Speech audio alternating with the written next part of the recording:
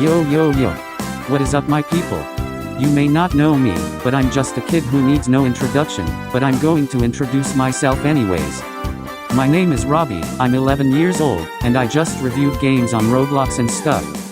Also, I haven't been in this channel for a long time, but Space Games told me that he was in a burnout. I don't know what burnout means, but I think it means that he was taking a break on YouTube. Anyways, with that out of the way, let's review Poppy Playtime, made by Mob Entertainment.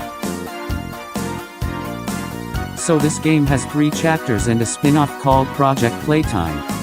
And I almost forgot about the Poppy Playtime Forever, at least I think it was called, but this game looks like it isn't going anywhere, so I'm not going to review it. For Chapter 1, this game looks kinda boring and lame. I get that it's supposed to be the first chapter of the game, but for a game that used to be cost for $5 and the gameplay is 30 minutes short, it's not as good.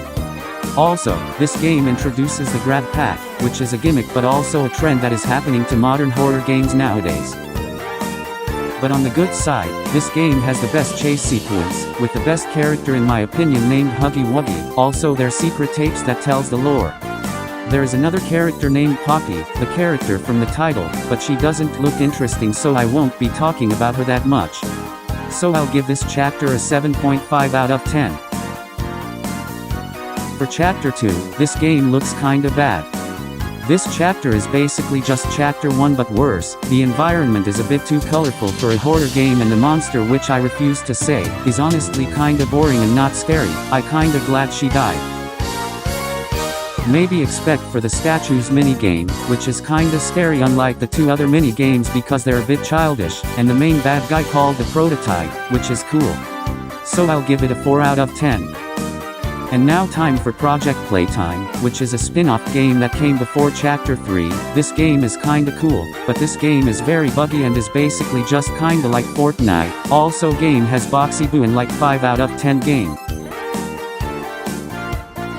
And now, it's time to review Chapter 3. This game is super cool and awesome and scary for once because of how much good effort they made. To the orphanage with the hallucination sequence, to the school with Miss Delight sequence, and to the playhouse with the smiling critters in the dog day chase sequence, these are all the favorite and memorable scenes in this game.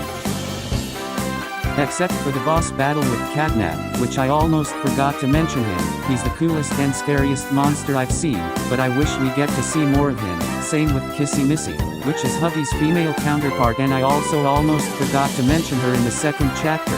Less is more, I guess. I'll be fine if they do another chase sequence of Catnap, but I also understand why they want to do something different. And also, Poppy is now a more recognizable character, and also almost forgot to mention Ollie, who might be the prototype in disguise, but oh well, I'll give this game a 9.9 out of 10.